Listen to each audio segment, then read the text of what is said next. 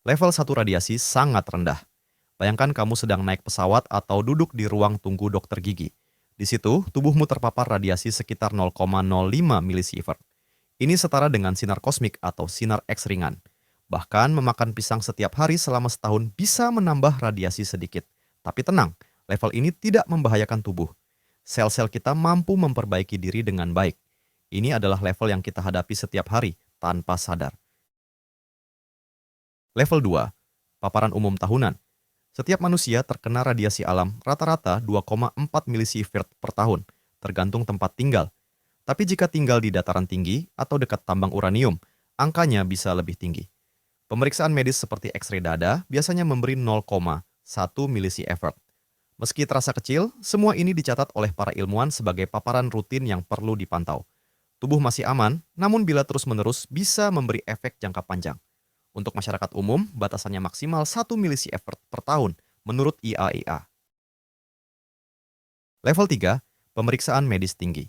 CT scan seluruh tubuh bisa memberimu 10 milisievert sekaligus. Ini 100 kali lebih besar dari X-ray biasa. Meskipun aman jika sesekali, paparan berulang kali bisa menambah risiko kanker. Para pekerja medis atau nuklir diawasi ketat agar tidak melebihi 20 milisievert per tahun. Paparan di level ini masih dalam batas wajar, tapi mulai diawasi secara serius.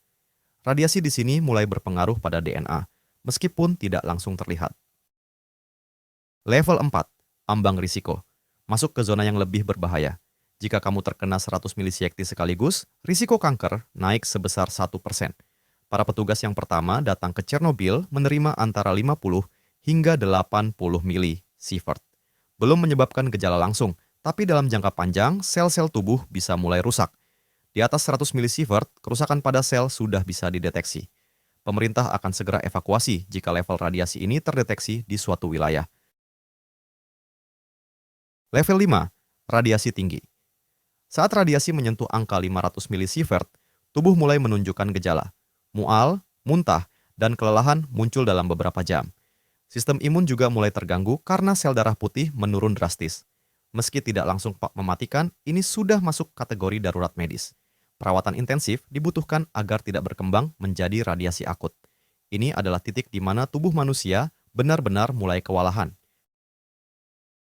Level 6, radiasi berbahaya. Di level ini, kamu masuk ke zona mematikan. Paparan 2 SE dapat menyebabkan kerontokan rambut dalam 2 minggu dan diare hebat.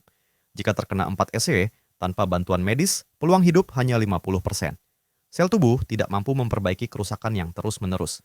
Sistem pencernaan dan pembuluh darah bisa ikut rusak. Ini adalah level yang dihadapi para petugas Chernobyl tanpa pelindung yang cukup. Level 7, radiasi super mematikan. Kamu hanya punya waktu beberapa hari jika terkena level ini. Sistem saraf, jantung, dan paru-paru mulai gagal bekerja. Hampir semua korban di level ini meninggal meski diberi perawatan intensif. Radiasi di atas 6 sievert menyebabkan perdarahan internal dan muntah darah. Tubuh perlahan-lahan hancur dari dalam, bahkan tulang pun bisa rusak karena sumsum kehilangan fungsi. Level 8, radiasi mutlak mematikan. Di atas 10 SIV, kematian hampir pasti. Tubuh manusia tidak dirancang menghadapi energi sebesar ini. Jaringan lunak mulai hancur dalam hitungan jam. Dalam beberapa kasus, korban langsung kehilangan kesadaran, lalu meninggal. Ini seperti tubuh direbus dari dalam oleh energi tak terlihat. Beberapa korban Chernobyl, seperti Vasily Ignatenko, mengalami ini. Matanya membengkak, kulitnya melepuh, dan tubuhnya tak bisa lagi diselamatkan.